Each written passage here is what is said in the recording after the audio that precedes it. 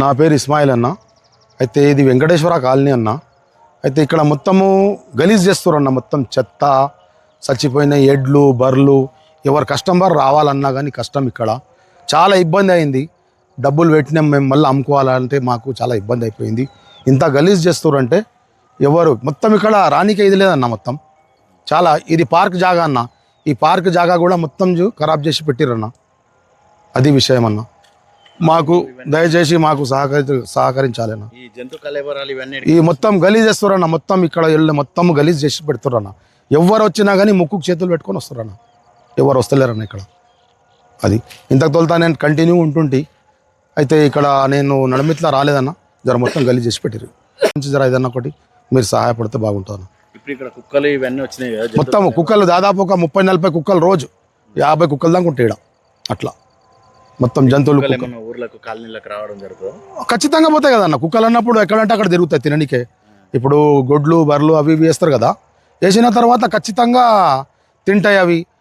ఇప్పుడు తిని ఆ బస్తీ నుంచి ఈ బస్తీకి, ఈ బస్తీ నుంచి అక్కడ మారుతూనే ఉంటాయి కదా. మీ గల్లీలో ఏమన్నా హల్చల్ చేసాయి కుక్కలు? ఇక మాకేం తెలుసు, మేము ఉండేది పడ్డల రోడ్లో. అది విషయము.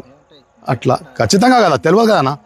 అయితే కంటిన్యూ మాత్రం ఈడైతే ఒక 30-40-50 కుక్కలు ఉంటాయి. 30-40 ఉంటాయి ఈడ ఇప్పటికి. అది విషయం అన్న. మొత్తం గలీజ్ చేస్తున్నారు. యాస్టకు వస్తుంది చెత్త బండ్లు వేసుకోవాల్సిన చెత్తలన్నీ ఈడికి వచ్చేందుకు ఆగుతున్నాయి. ఈ చెత్త అంతా ఇది ఏడ దగ్గర అయితే ఆడ వేసిపోతారు అన్న వాళ్ళు. వాళ్ళు ఏంటంటే వీళ్ళు అనౌన్స్మెంట్ చేయాలి. వీళ్ళు మున్సిపల్ వాళ్ళు కూడా చేసి చెప్పాలి, ఇట్లా గలీజ్ చేయవద్దని చెప్పాలి కదన్నా. అది కొంచెం భయం పెడితే బాగుంటుందన్న. మీరు చెప్పాలి అది విషయం. మీరు చెప్పండి. నా పేరు రవితేజ, చిన్న అన్న, సిఎస్కే కాలనీలో ఉంటాము.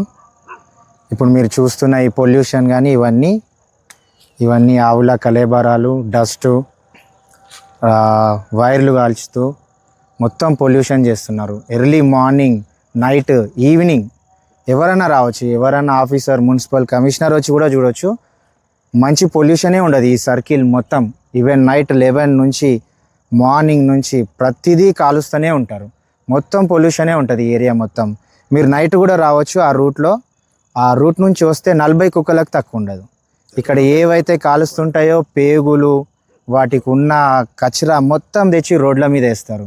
ఒక నీట్నెస్ లేదు. మనం ఒక మున్సిపాలిటీలో, గ్రామంలో ఉన్నాము. మనం ఒక డెవలప్మెంట్ అంటే మనం చెప్పుకోవడానికి ఉండాలి. ఈ నాగ్లపల్లి కానీ అవతల అంతిరెడ్డిగూడ కానీ వీళ్ళు చేసే ఈ పొల్యూషన్ వల్ల డెవలప్మెంట్ లేకుండా పోతుంది. సో మున్సిపల్ వాళ్ళు కఠినంగా వాళ్ళపైన శిక్షణ తీసుకోవాలి, లేకపోతే ఒక ఆర్డర్ అన్నా తేవాలి. ఇష్టం వచ్చినట్టు కాలిస్తే డెవలప్మెంట్ కాలేదు. సో ఇక్కడ ఇస్మాయిల్ భాయ్ అని ఉన్నారు, ఆయన ఓన్ ప్లాట్ ఇది. ఆయన ఓన్ ప్లాట్లోనే ఆయన కాలువద్దు అని చెప్తే కూడా కాల్ చేసి వెళ్ళిపోతున్నారు.